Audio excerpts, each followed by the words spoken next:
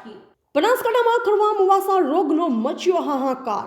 પશુમાં lumpy જેવી આપાત બાદ હવે ફરીથી ખરવા મુવાસા રોગ આવી જતા થરાદના જેટા જેવા અનેક ગામડામાં ખરવા મુવાસાથી કેટલાક પશુઓના મોત થયા છે, ત્યારે કેટલાક પશુઓ આ રોગથી પીડાઈ રહ્યા છે। ત્યારે બનાસકાંઠાના અનેક ગામમાં બનાસ ડેરી થકી ખૂબ જ ઝડપી વેક્સિનેશન કામગીરી હાથ ધરવામાં આવી રહી છે।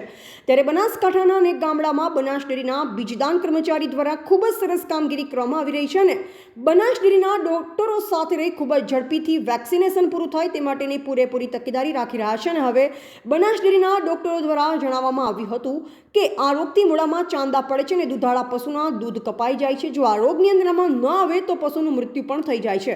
ત્યારે પશુ માલિકોને ખાસ કરી નમ્ર વિનંતી છે કે તમારા ઘરે બીજદાન કર્મચારી રસી મૂકવામાં આવે તો ફરજિયાત જોડે રહી વેક્સિનેશન કરાવો, જેથી કરી આપણે ખરવા મુવાસા રોગથી પશુને બચાવી શકાય। ખરવા મુવાસા એક વિષાણુજન્ય રોગ છે અને એ પશુ માટે બહુ ભયંકર બીમારી છે। એમાં મૃત્યુદર ઓછો છે પણ પશુના હેલ્થ ઉપર બહુ ઇફેક્ટ થાય છે।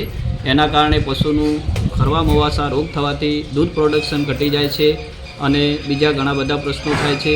એનું હેલ્થ ઉપર પણ બહુ ઘણી મોટી અસર થાય છે।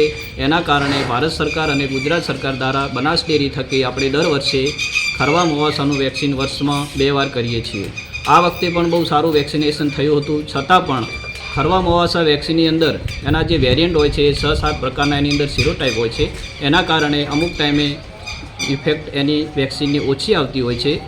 એના કારણે આ વખતે ખરવા મુવાસા રોગ બહુ વધુ પ્રમાણમાં જોવા મળ્યો છે।